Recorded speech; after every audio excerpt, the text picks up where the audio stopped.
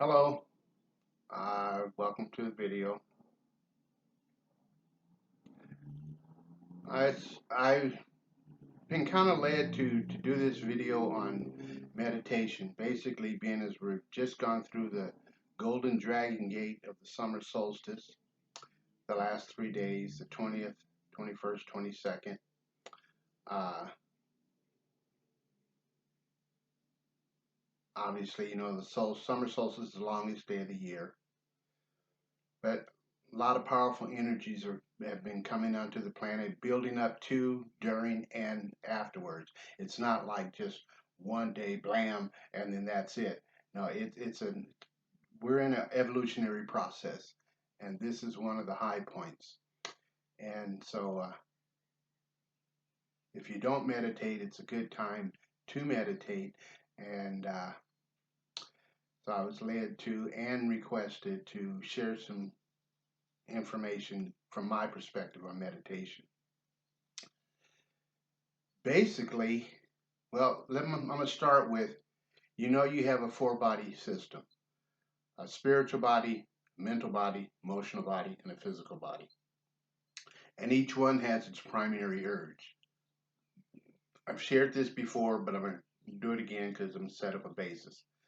Primary urge of the physical body is to survive. Primary urge of the emotional body is to be loved and accepted by its primary group. The primary urge of the mental body is to predict and control its environment. And the primary urge of the spiritual body is to follow spirit and be connected to spirit. So, in meditating, first of all, there is no correct way. There are a zillion schools of thought. Meditation has been around for thousands of years. Uh, and there's all kinds of quote do's and don'ts and ways that it is. Well, I've come to understand and know in my knowing that because of our uniqueness, the greatest gift the universe has given each one of us is our uniqueness.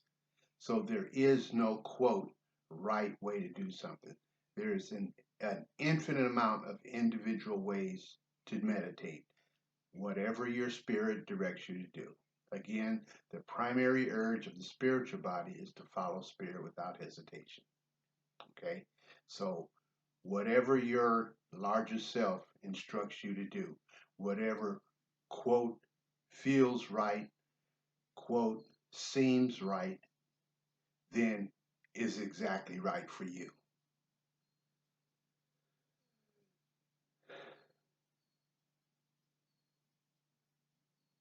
That's almost all I have to say. Yeah, because again, there's no correct way. But now I want to go, you know, like I said, meditation has been around for thousands of years. In the Bible, God is quoted as saying, "Be still and know that I am God." That's basically what he's saying. Sit still, sit down, be still, and hear me. Know that I'm God. Your larger self, spirit, whatever label you want to put on it, source, all that is, does not speak in loud, blaring voices. Does not speak in a loud, blaring voice, loud, blaring tones. It's basically, you be still and know that I am God.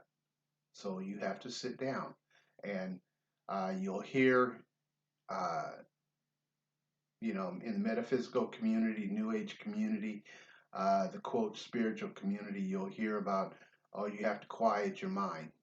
Well, it's really hard to quiet your mind because it's an active, conscious part of you. It's not you, but it's an active, conscious aspect of you. You can't turn it on and off, just like you can't turn your body on and off. You can't turn your emotions on and off. You can suppress things, you can abuse things, but you can't turn it on and off. It's an integral part of your eternal consciousness, at least while you're here on the planet incarnated. It is an integral part of your eternal consciousness, and you are an eternal being. But what one can do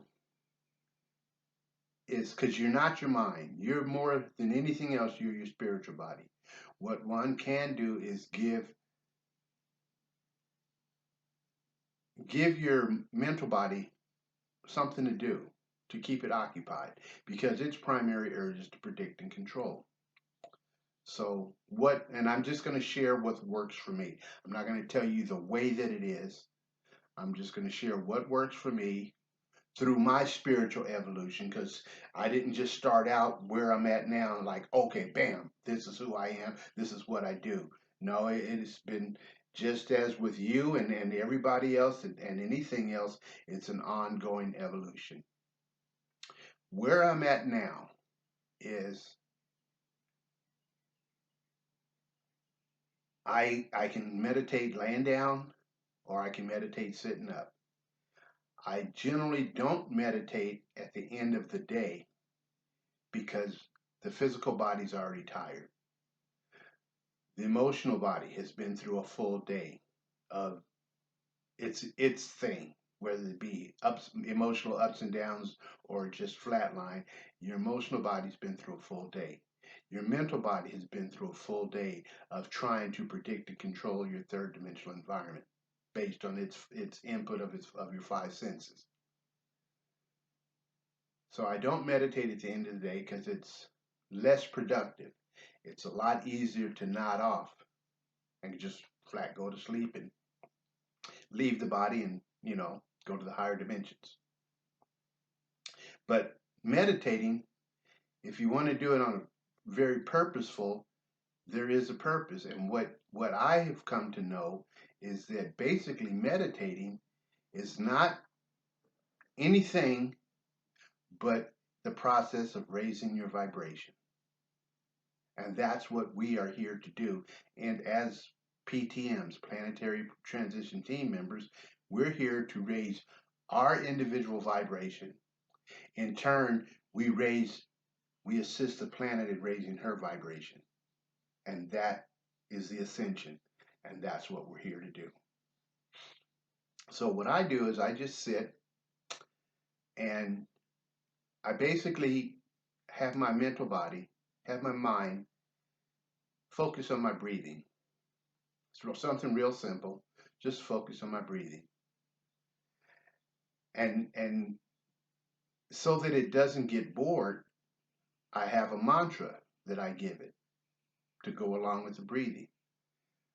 I am love, I am light. On the inhale, the mental body says, I am love.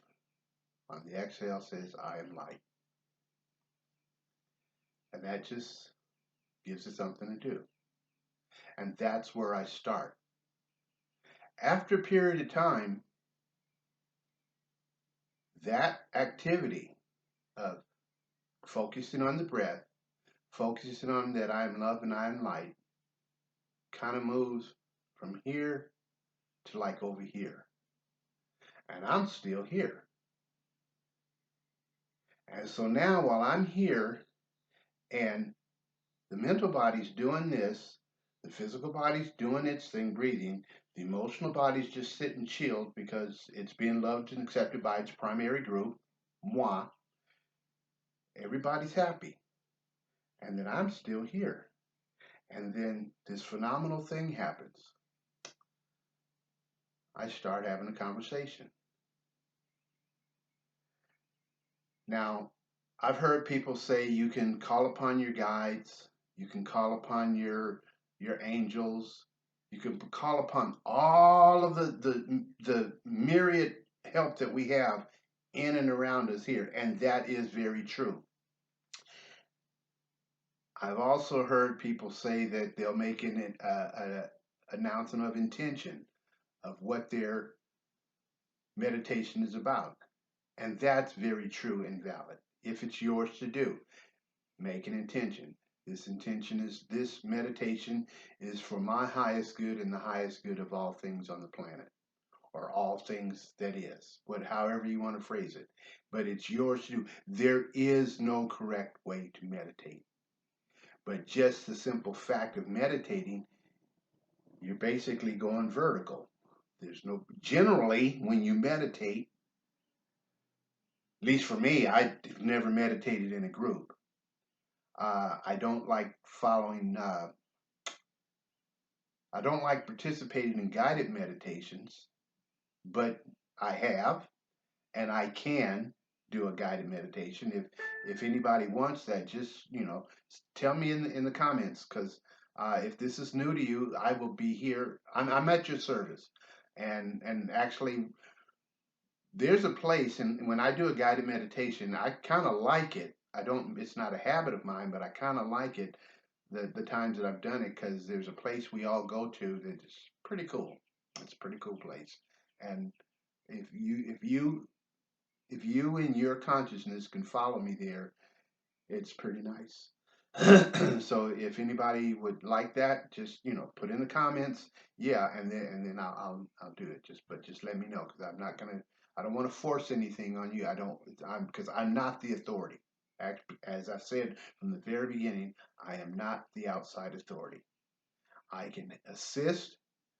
I can teach to a degree, but more assist in helping you follow your spirit, because your higher self, your larger you, is your true teacher, not somebody horizontally outside of you. It's vertical. And so that's where when that quote pretty neat phenomenal thing happens after a period of focusing on your breath through your mental body, you'll notice a shift in your consciousness, and your mental body will just kind of like go over here, still doing what it's doing, but all of a sudden now there's this freedom, there's this vertical channel, for lack of a better phrase. And that vertical channel is you, your spiritual body, interacting directly with your larger self. And then and I have been spiritually awake to the degree, I was just telling somebody yesterday, not that I'm better than anybody else, it's just that I'm more competent and confident because I've been doing it longer. It's just like whatever you do that you're good at, whatever in life, whether it be your job, a hobby, or whatever it is you do, and you know you're good at it because you're competent and you're confident in what you're doing, and you're very competent at it because you've been doing it a while. It doesn't make you better than anybody else. So this doesn't make me better than anybody else. I've just been doing it longer than, a lot of people.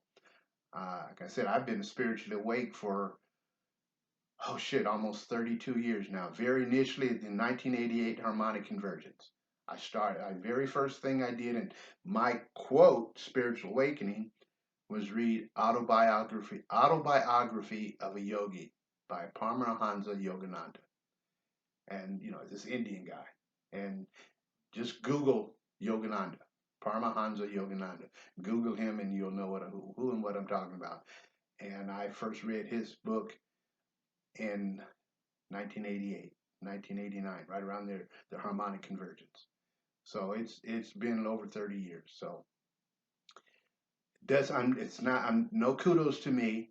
That was just when before I incarnated here, I set my light codes to go off and activate at that time very purposefully, so that I can be sitting right here with 30 years experience under my belt talking to you guys who, regardless of how many years you have, you may have 30 years under your belt, but I'm sure some of you don't.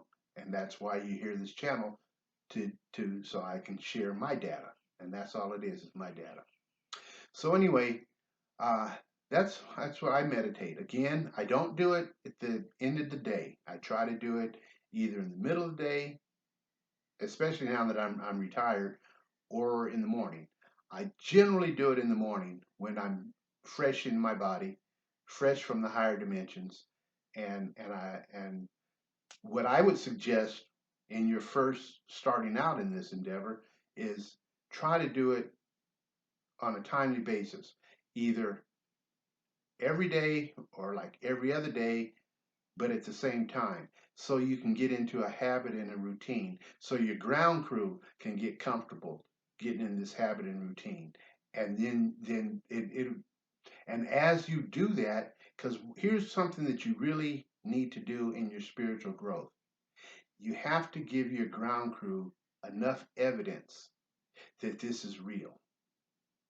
And then at a certain point, when your ground crew has enough evidence, say 51% evidence that this whole spiritual thing is real, it will sit back, acquiesce, and say, okay, we're going to go along with this. You know, mine happened a long time ago, through a lot of different things back, in the early 90s, mid 90s, when I was on the truck with George Ann. You know, uh, my larger me gave my ground crew enough evidence because the ground crew, for X amount of years that I was on the planet, the ground crew thought that was it. This 3D is it, and life's a bitch, and then you die. So, but you do this enough, you're not only are you spiritually getting good at it, getting competent and confident, but you're also providing your ground crew evidence that this is real, that this whole spiritual endeavor, this whole thing that you're doing, this awakening process, this ascension process is real. And then it will go along with it and it won't fight you. Because in the beginning, it'll fight you. It'll call bullshit on everything. Your mental body specifically will call bullshit on everything. Trust me. But you give it enough evidence, and it'll kick back and it'll go, okay, we'll give this a shot, and we'll see. And it's still doing its primary urge of wanting to predict and control, but you just give it enough evidence, and higher self will see, and bigger you, the larger you, it's like it will give you the evidence for your ground crew. So anyway, that's pretty much what I have to say on meditating. Just mudras. You see the people pictures of people meditating, or you actually see somebody meditating, and they have these finger hand positions, generally palms up, hand positions. These are called mudras. Well, they're very purposeful. There's a specific energy and intention involved with each mudra. Look them up, Google it, research it, and you'll find online a lot of different mudras and the intent, the reason for it, based on a lot of people's practices.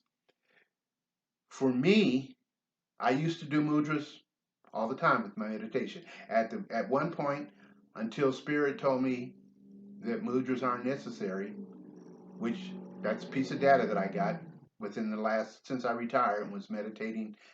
After I retired, I was meditating in the garden every day. And at one point, I heard just as clear as I'm talking to you, the mudras are no longer necessary. The crystals are online. And I think I shared with you before. This last piece, and then I'm gonna leave it. I don't want this to be overly long.